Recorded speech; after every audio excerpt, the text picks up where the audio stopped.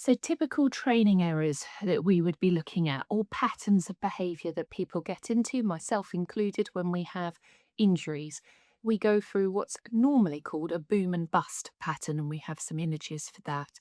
So, the booming is where you feel great, symptoms are pretty brilliant, or they're not there, or they're minimal, and you can do everything that you want to do. And you suddenly go, yes, brilliant, I'm back on normal life. I'll do. Ow, now it really hurts. I've flared it up. I've got to stop. And then I stop. Everything calms down. All my symptoms calm down. I feel great again. Brilliant. Maybe it's fixed this time. Let's have a go. And we go back through that again. And that's a boom and a bust. Now, with a tendinopathy, unfortunately, rest doesn't fix it. It can help with symptom management, absolutely, and it can make things more calmer. Think of it like a pressing on a bruise analogy. I'm doing some activity, I'm pressing on a bruise, it gets to the point where that bruise is really now quite sensitive, pressed on it enough, ouch, it hurts. I stop pressing on that bruise starts to go away, I feel comfortable, I can get back to activity again. So, actually, what we need for an Achilles tendinopathy is strengthening and making that Achilles more robust by strengthening the calf. So that is what's going to take the time to help even out that boom and bust sign. So what you are trying to do is find the level of activity that keeps you on that middle road whilst you're doing your strength activities. Then that middle road gets bigger. You do more strength activity, then you can do more again. Then you might bring in jumping, bouncing, or jogging, and so on. And then you can do more again, and you're starting to build up. So, a good guide is trying to keep everything at that 0 to 2 out of 10, trying to look at that 24-hour pattern, trying to compare week to week, and editing out the activity that tends to flare you up the most for 24 hours. So, that's your boom and bust cycle. Other things are going hard too soon. So I've started a new activity. I've had a go. I loved it. So the new thing around me is paddle courts. There are loads of paddle courts springing up. Everybody's going and having a great time and having a good go. And suddenly they've now gone from giving it a try to booking in 4 times a week. And that might be absolutely great for the first few weeks. But after a while, you'll be using things that we haven't used for a while. We've suddenly gone from this amount of activity for those parts of our body to this amount, and all of a sudden, aches and pains and injuries are starting to come about. So it's that slow and steady ramp up that tendons like better than an all or nothing, which unfortunately is not human nature. So if you are thinking, oh, I tend to start something and then injuries flare and I have to stop, like that boom and a bust, it might be that you're trying to jump in too quickly. And if you started at a lower level and then tested it, so instead of playing singles, you play doubles. Instead of playing for 90 minutes, you play for 45 minutes. Instead of going for a run with a paced group in my running club, can I start to jog with a slower paced group or on my own or with a friend that's at a different pace to what I'm used to? How can we start to change things so we keep everything on that even keel? And when we're starting to ramp up, we now try slightly more, and we might try slightly more for a longer period of time. So instead of that 45 minutes, we now try 60 minutes. Instead of that slower pace, we might do a slower pace, a little bit at our normal pace, and then a slower pace again. How can we start to progress that and build that up over time in little incremental steps? That's where jog run programs in the UK, we have one called Couch to 5K, are quite good because they are incrementally building you up, and you also can go slower or faster than that program needs, depending on how you are. And again, that's where a practitioner can give you a bit more nuanced advice. Rest days are something that are really, really important. They're important for us in general, but when we come to look at what's called overuse injuries, which tendinopathy is part of, we're talking about trying to help our body adapt to stimulus that we had from an activity that we have been doing to get stronger to allow us to do that again. So, what I mean by that is a tendon is made up of collagen. Those collagen are in loads of bundles of fibers, and those bundles of fibers create one big tendon. That collagen has a collagen cycle, and that's normal and happens everywhere in our body, all of our lives. And what's happening is our body is replenishing that collagen fibers and removing waste products, and off we go.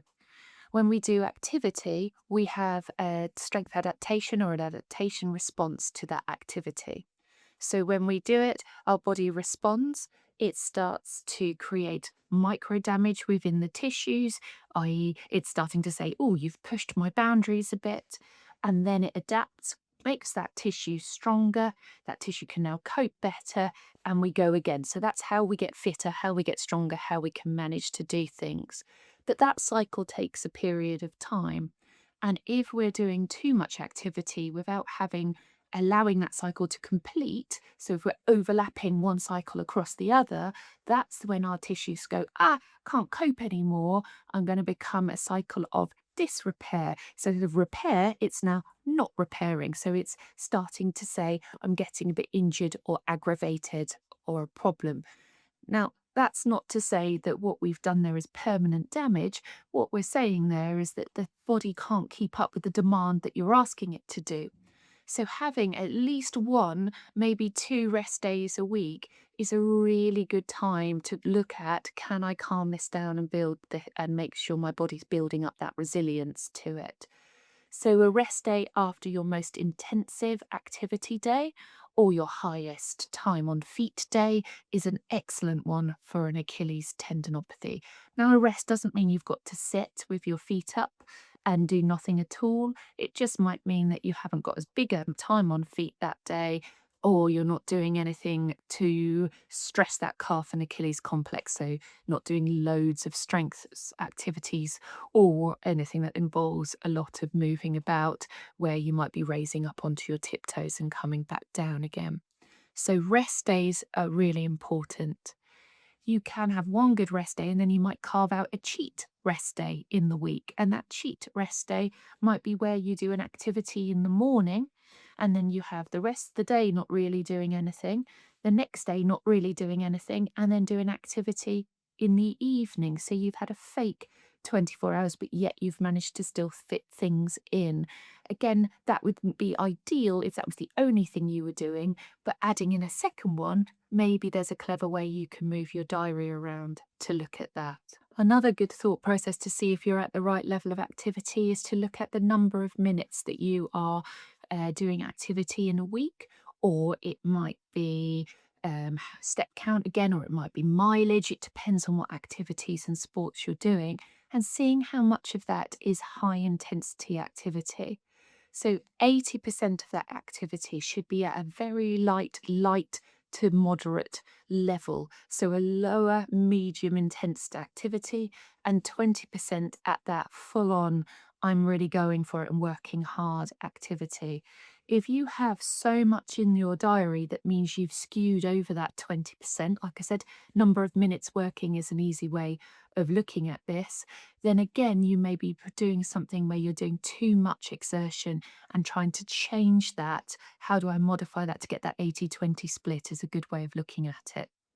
How do I know whether I'm in the easy to moderate level to a higher level?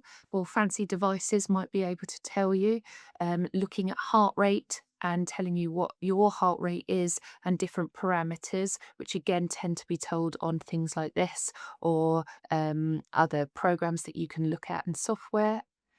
You also can use what's called the rate of perceived excursion, and that's just telling you how you're feeling when you're moving. So your 80% should be in I can talk, I can hold a conversation, I can start to feel like I'm doing some exercise, but it feels pretty okay. If I'm exercising with somebody, I can have comments with them whilst I'm doing that. Your moderate to vigorous level is the I'm kind of just can still talk, but I'm catching my breath at the same time while I'm doing that. And the very hard activity, the 20% that we're talking about, is more I'm in discomfort, I'm short of breath. You're lucky if you're going to get a word out of me in a sentence, or I'm not able to do that. So looking at that, and we've got a nice infographic that will show you that information in a bit more detail. So in summary, can you notice with yourself any boom and bust patterns? How can you even out that curve? Can you have a look at how hard you're working? Can we go for an 80-20 split? And can we start to see whether we've got rest days for the calf and the Achilles complex or legs in your week? Maybe one, preferably two, if possible.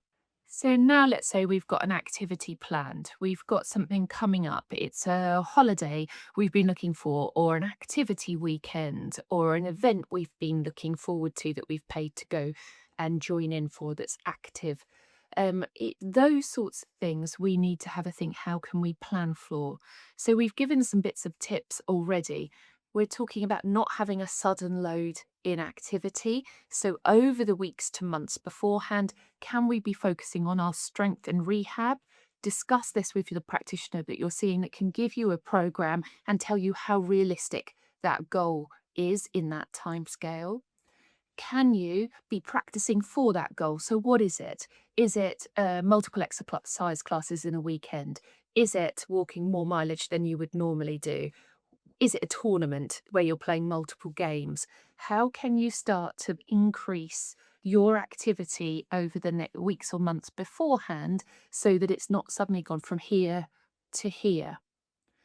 Equally, we'd then be looking at rest periods. So those rest periods being, can we have our high intensity day, then our rest day like we spoke about before?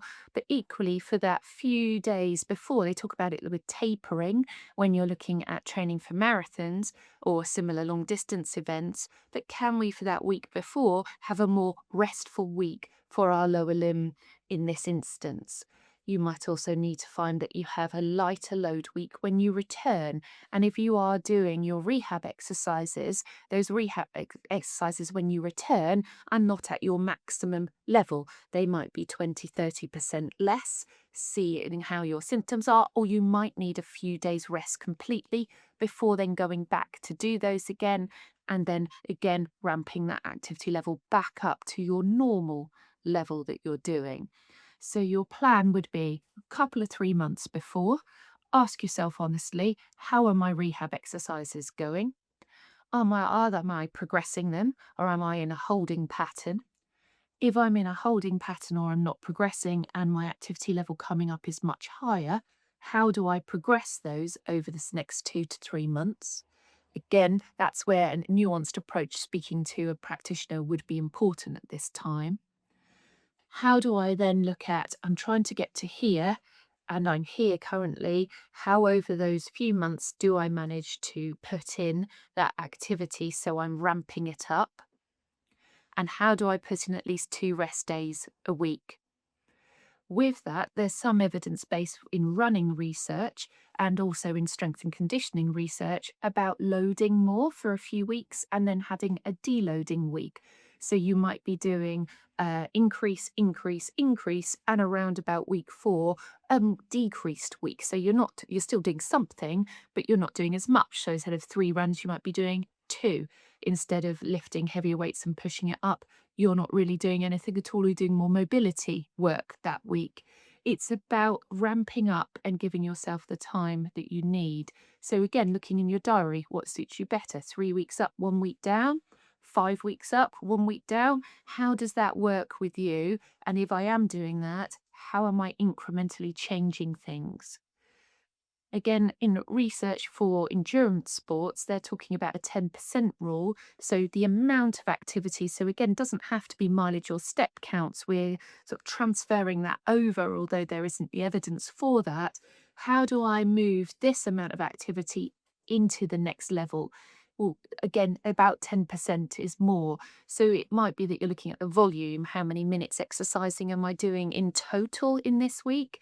Can I increase that by 10% next week? Or you might be looking at speed. How many minutes have I been working in speed intervals? Can I increase that number next time? Or can I keep it the same and just ramp up that speed by a little marker? Can I be looking at increasing the competitive edge of my sport. So I keep two at the similar level that I'm doing and put one up, for example, to a higher level or a higher league perspective, depending on who you can play against and what you can do if you're in a tennis club, for example. How can you start to plan ahead and think about those changes? So a 10% rule is quite nice. And remember, that's on a weekly sessions added together. That's not on daily sessions. 3 weeks or more up and 1 week down. Having 1 to 2 rest days, really important. And then looking at that 80-20 split that we spoke about.